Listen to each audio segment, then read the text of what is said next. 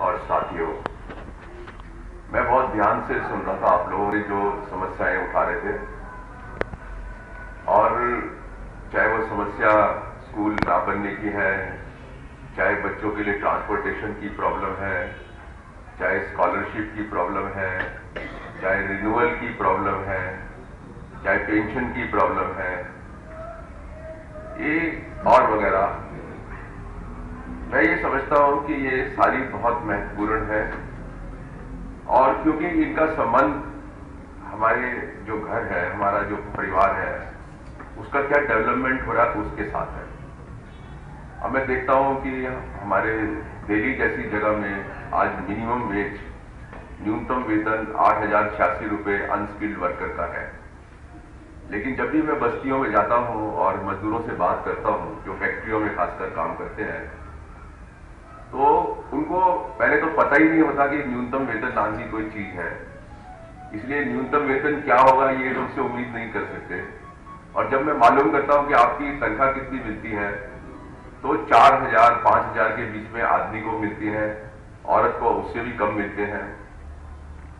अब अगर उसको 4,000 की जगह न्यूनतम वेतन ही मिल जाए 8,086 रुपया, तो वो जो 4,000 रुपया ज्यादा उसको हर महीने तनख्वाह मिलेगी, वो कहीं ना कहीं बच्चों की पढ़ाई में, सहेज के अंदर, घर बनाने में, कुछ और सुविधा पैदा करने के अंदर आएगी, जिससे कि एक तरक्की जो है फैमिली की बढ़ेगी।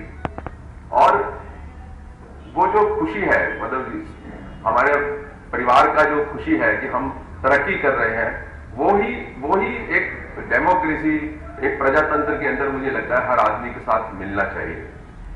मेरे को ये भी देखने को मिलता है कि 65 साल आज हो गए रिपब्लिक डे के, आज हम लोग सेलिब्रेट कर रहे हैं 65 साल का। आज भी बहुत लोग जब हम बस्तियों में जाते हैं तो ये ऐसा लगता है कि कभी 100 साल में भी इनके परिवार में कोई परिवर्तन हुआ ही नहीं है। वही भूखमरी, वही गरीबी, वही बच्चे स्कूल से बैठ गए हैं। अभी मैं प्रीतमपुरा के बस्ती के अंदर कोई 2-3 महीने पहले मैं गया था, और मैंने वहां पे देखा, मैं खुद भी बड़ा हैरान हो गया कि 12-13 साल की अधिकतर लड़कियां स्कूल ना जाकर, मतलब 20-25% स्कूल ना जाकर वो घरों में काम कर रही हैं। होता क्या है, बहुत सारी जगह तो आदमी काम नहीं करते हैं, औरतें काम करती हैं। औरतें जब घर में काम करते बीमार हो जाए तो घर वो जो मालिक है वो तो कहता है मुझे तो चाहिए, तो वो उसका बच्चा जो है स्कूल ना जाके वो उस काम में लग जाता है। तो ये अब वो कैसे वो तरक्की करेगा परिवार है, जिसकी मां बीमार रहे, जिसकी लड़की काम पे चली जाए, स्कूल ना जाए, वो कभी बढ़ सकता है क्या? कभी भी नहीं बढ़ सकता। तो ये जो छोटी छोटी चीजें हैं हमारे जीवन की, ये हमारे जीवन को आगे ले जाने के लिए बहुत महत्वपूर्ण है। इसलिए चाहे वो स्कॉलरशिप की बात हो, चाहे ट्रांसपोर्टेशन की बात हो, चाहे घर में बिजली की बात हो, चाहे पक्के मकान की बात हो, वगैरह वगैरह, ये सब बहुत महत्वपूर्ण है। हमने ये देखने की जरूरत है कि क्या हमारे घर के अंदर पिछले 3 साल में कितना अच्छा परिवर्तन हुआ है क्या? अगर हमारा बच्चा स्कूल जाता ही नहीं है, या 6ठी 7वीं पढ़ने के बाद वो मजदूरी में चला जाता है, तो घर में परिवर्तन होगा कैसे? वहीं के वहीं रहेंगे।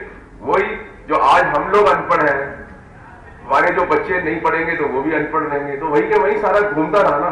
और ये सिलसिला 10 साल भी चल सकता है, 50 साल भी चल सकता है, और 100 साल भी चल सकता है। 100 साल भी हम देखेंगे अपना भारत जो है ना वो महान है कि जहां 75% लोगों को एक वक्त का प्रॉपर खाना भी नहीं मिलता है। कोई उनको गारंटी नहीं है कि वो यहां पर जो है उनको अच्छे स्कूल मिलेगा। कोई गारंटी नहीं है कि बीमार हो जाओ तो आपको कोई दवाई मिल सकती है। छुटकारा अलग जाता है, ये तो छोड़ो मिलने की बात। जहां भी आप जाओगे, चाहे लेबर कमिश्नर के दफ्तर में जाओगे, या सरकारी अस्पताल में जाओगे, या किसी और दफ्तर में जाओगे, तो आपके साथ जो व्यवहार होता है वो सब लोग जानते हैं कि कितना खराब व्यवहार होता है। तो ये हिम्मत कैसे होती है कि हम लोगों के साथ कोई आदमी खराब व्यवहार करे? इसीलिए करता है क्योंकि हमारी जो स्थिति है वो उसका नाजायज फायदा एक तरीके से उठाता है। वो समझता है कि ये तो ऐसा है कि इसको जिस तरीके से मर्जी चाहे इस्तेमाल करो, जो मर्जी इसके साथ शब्द करो, ये तो कुछ कर ही नहीं सकता है? तो ऐसी व्यवस्था को, मूल बात यह है कि हमें ऐसी व्यवस्था को बदलना है। और कब बदल सकते हैं? जब तक हम आपस में सब लोग एक दूसरे के बारे में नहीं सोचे, जब तक हम सब लोग एक अच्छे समाज के बारे में नहीं सोचे। सिर्फ अपने तक सोचेंगे, शायद हो सकता है अपने को भी कोई फायदा नहीं मिलने वाला। तो इसलिए बहुत जरूरी, अभी मैं देख रहा था ऑडिट रिपोर्ट आपकी देख रहा था, जो सरकार ने ऑडिट की है 2012 के अंदर कंस्ट्रक्शन बोर्ड के बारे में। उसमें लिखा है कि 3.5 लाख मजदूर है दिल्ली के अंदर, 3.5 लाख। अब 3.5 लाख के मजदूर के अगर 3-3 लोग भी लगा लो उसके परिवार में, तो अभी 10 लाख के करीब दिल्ली के अंदर हमारा जो है कंस्ट्रक्शन वर्कर है। और रजिस्ट्रेशन कितना है? 70,000, 65,000। उसमें भी कितने हजार सच में रजिस्ट्रेशन है जो किसी को कुछ फायदा होता है या प्रॉपर उसका रिन्यूअल होता है? और साल में कितने 5,000, 6,000 लोग और उसके अंदर ऐड होते हैं। तो ये जो स्थिति है बहुत ही खराब है। मैं आपको थोड़ा सा अपना एक कानूनी लड़ाई के बारे में बताना चाहता हूं। मुझे लगता है कई बार जानकारी भी होना बहुत इंपॉर्टेंट है, खास है। 99 के अंदर, 1999 के अंदर मलकागंज के अंदर एक मकान गिरा था, मलकागंज के अंदर, और उसमें 10 लोग मर गए थे मजदूर, और 20 या 22 लोगों को काफी चोटें लगी थी। उसके अगले दिन ही मुखर्जी नगर में एक मंदिर गिर गया था जिसमें 2 मजदूर मर गए थे और 8 या 10 मजदूरों को नुकसान पहुंचा था। तो मैंने उस बात को काफी गंभीरता से लिया और उस मामले को मैंने हाई कोर्ट के अंदर उठाया कि ये किसकी गलती है, इनको मुआवजा मिलना चाहिए वर्कर्स को, और जिन लोगों की गलती है, क्योंकि वो अनऑथराइज्ड कंस्ट्रक्शन था, तो जिन अफसरों की गलती है उनको सजा मिलनी चाहिए। इस तरीके का मैंने एक मुकदमा हाई कोर्ट में डाला। जब मैंने हाई कोर्ट में मुकदमा डाला, उस दौरान में मेरे को समझ में आया कि ये जो 1995 का आपका कानून बना है, जो स्कॉलरशिप की बात करता है, आपके पेंशन की बात करता है, वगैरह वगैरह, ये लागू ही नहीं हुआ है। और लागू क्यों नहीं हुआ है? और लागू इसलिए नहीं हुआ है कि जो बोर्ड है वो बना नहीं है, और बोर्ड इसलिए नहीं बना है क्योंकि केंद्रीय सरकार को एक आदेश गवर्नर के नाम भेजना है कि आप जो है इस तरीके के बोर्ड बना सकते हो। अब देखिए 1995 से मतलब 99-2000 तक एक जो ऑर्डर निकालना था, एक केंद्रीय सरकार को एक ऑर्डर निकालना था, वो ऑर्डर ही नहीं निकाला। तो फिर हाई कोर्ट ने जब खिंचाई करी सेंट्रल गवर्नमेंट की और उसको कहा कि जो आपका सेक्रेटरी है, सचिव है, उसको अगले दिन कोर्ट में पेश करने को बोला, तो उसी रात को वो ऑर्डर निकल गया। और उसके बाद ये सारा सिलसिला शुरू हुआ बोर्ड बनने का, फिर रूल्स बने, ये हुआ वो हुआ, और हम देख रहे हैं कि कुछ उसके अंदर हुआ है, सब लोगों की लगन से हुआ है, भटनागर जी की कोशिश से हुआ है, और लोगों की भी कोशिश इसमें होगी। तो ये एक चीज निकल कर आई, और जो सेस आपका इकट्ठा होना शुरू हुआ, और आज कई सौ करोड़, 1200 करोड़ रुपया आज सेस के अंदर आपके लिए इकट्ठा हो गया है। लेकिन क्या ये आप तक पहुंच रहा है? जहां 3.5 लाख मजदूर हैं और सिर्फ 70,000 या 60,000 लोग रजिस्टर्ड हैं, वो कितने लोग तो बिल से आउट ही हो गए हैं। तो मुझे लगता है कि क्या जरूरत है, और शायद अभी तक उस पर नजर नहीं गई है इस लड़ाई को लड़ने के लिए। ऐसा नहीं है, ये जो कानून में लिखा है ये तो सब हम ले ही सकते हैं, और जो कानून में नहीं भी लिखा है, बहुत सारी चीज दूसरे कानूनों में लिखी है, हमारे संविधान में लिखी है, हमारी जरूरतें हैं, हमारे घर के आसपास सफाई होनी चाहिए, हमारे बच्चे को एक अच्छा स्कूल मिलना चाहिए। अभी आप सरकारी स्कूल की बात तो कर रहे हैं, सरकारी स्कूल बन भी जाएगा तो क्या वो सरकारी स्कूल हमारे बच्चों को अच्छी शिक्षा देगा? अभी हमारे जो बच्चे स्कूलों में जा रहे हैं, सरकारी स्कूलों में, क्या वो अच्छी शिक्षा ले रहे हैं? मैं आपको बताऊंगा कि मैं 8वीं या 10वीं के भी बच्चे मुझे इलाके में जब मिलते हैं, और मैं अक्सर उनसे पूछता हूं कि ये मेरा विजिटिंग कार्ड है, इसके ऊपर क्या लिखा हुआ है, आप बता सकते हो? तो वो कहता है मेरे को आता नहीं पढ़ना। 8वीं 10वीं का बच्चा भी अगर अंग्रेजी के एक शब्द को नहीं पढ़ सकता, तो किस तरीके की शिक्षा हम लोगों को मिल रही है? ये बहुत गंभीर है, क्योंकि हमारा बच्चा, देखिए आप लोग अपने बच्चे को मजदूरी पे ना भेज के स्कूल पे भेजते हैं, अब अगर स्कूल में भी उसको शिक्षा ना मिली तो वो मजदूरी से भी बदतर हो गया है? तो हमें ये संघर्ष एक एक कदम पे करने की जरूरत है।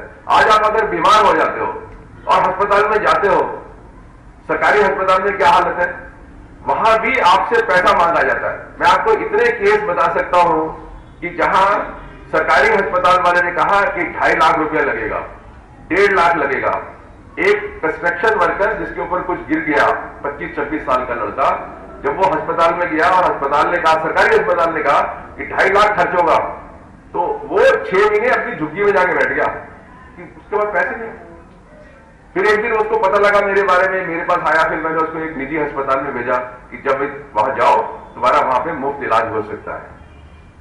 तो इस तरीके से कितने लोग हैं जो जिनको आज अगर आप बीमार हो गए, आपकी मदर बीमार हो गई, तो उसको बिहार में आपके माता पिता रहते हैं, वो बीमार हो गए और आपको कहते हैं बीमार है, आप कहते हो दिल्ली आ जाओ, तो क्या आप उनको अच्छा स्वास्थ्य का इलाज करा सकते हो?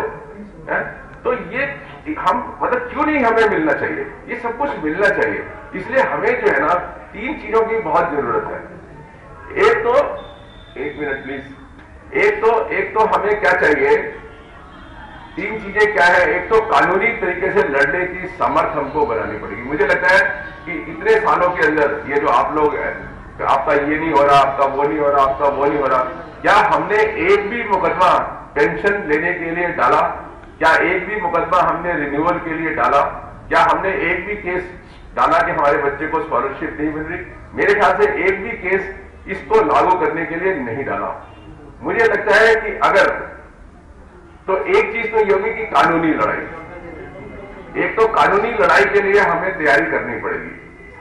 दूसरी जो है, हमें सामाजिक आंदोलन की लड़ाई करनी पड़ेगी, संघर्ष करना पड़ेगा, जिसके लिए वो बार बार यहां पे गाना भी गाया जा रहा था, है?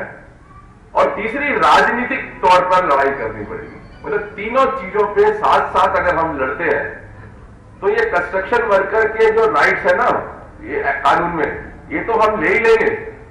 इसके अलावा भी जो हमें जीने का अधिकार है, एक अच्छा जीवन लेने का जो हमारा संविधान का अधिकार है, वो भी हम ले लेंगे। तो इसलिए हमें ये तीनों चीजों पर ध्यान रखना पड़ेगा। जैसे हमने कानूनी लड़ाई लड़ी 99 में, तो आज आप देख रहे हो आपका बोर्ड बना। हमने कानूनी लड़ाई लड़ी तो आज जो निजी स्कूल हैं उनको भी 25% जो है गरीब बच्चों को दाखिला देना पड़ता है। हमने कानूनी लड़ाई लड़ी तो आज दिल्ली में 50 अस्पताल हैं बड़े बड़े, Jaipur golden, Batra hospital, escort, max वगैरह वगैरह, जहां पर 10% बिस्तर गरीब लोगों के लिए मुहैया होते हैं, 25% ओपीडी होती है, और वो वर्कर, वो गरीब व्यक्ति जो 10 रुपए की दवाई नहीं खरीद सकता, वहां पर 22-22, 20-20 लाख का मुफ्त इलाज करा के बाहर निकलता है। और सिर्फ वही नहीं, उसके अगर दादा नाना कहीं गांव में बीमार है और वो हमसे संपर्क करता है तो हम कहते हैं भैया बुला लो, और उसका यहां मुफ्त में इलाज हो जाएगा। तो आप सोच सकते हो कि जिस व्यक्ति को एक वक्त का पूरी तरीके से खाना भी नहीं मिलता हो और वो 5 स्टार अस्पताल के अंदर 10 दिन 15 दिन अपना, चाहे वो कैंसर का इलाज है, चाहे वो किडनी का इलाज है, चाहे हार्ट का इलाज है, सब तरीके के इलाज में एक भी पैसा ना खर्च करके, और उसको एक अच्छा वहां पे व्यवहार भी मिला, इलाज भी मिला और व्यवहार भी मिला, तो ये एक बात है। तो मुझे लगता है कि एक तो कानूनी लड़ाई, और एक अच्छी बात मैं आपको और भी बताना चाहता हूं, शायद भट्टागर जी हमारे वकील हैं लेकिन शायद उनको भी नहीं मालूम होगा कि इस कानून को लागू करने के लिए कोई जरूरी नहीं है आप हाईकोर्ट में मुकदमा करो। आपका अगर रोहिणी का इलाका है तो रोहिणी की अदालत में भी एक दीवानी सूट फाइल कर सकते हो। तो मैं ये एक तो आप लोगों को ये सजेस्ट करूंगा ऑर्गेनाइजेशन को कि इतने सारे हमारे नौजवान लोग इसमें काम करते हैं, आप लोग भी इतने सारे लोग जुड़े हुए हैं, क्या हम कोई लीगल वर्क करने के लिए कुछ फंड एलोकेट नहीं कर सकते? क्या हम 1 या 2 लॉयर नहीं रख सकते जो रेगुलर आप लोगों की लड़ाई को जो है कोर्ट तक ले जाएं? तो मुझे लगता है कि अगर ये करेंगे तो हम दीवानी अदालत में जाकर एक सिर्फ उसको 2 महीने का नोटिस देना पड़ेगा सरकार को, और उसके बाद दीवानी दावा करना पड़ेगा जिसमें सिर्फ 20, 25, 30 रुपए का टिकट लगेगा। उससे ज्यादा उसमें टिकट भी नहीं लगेगा।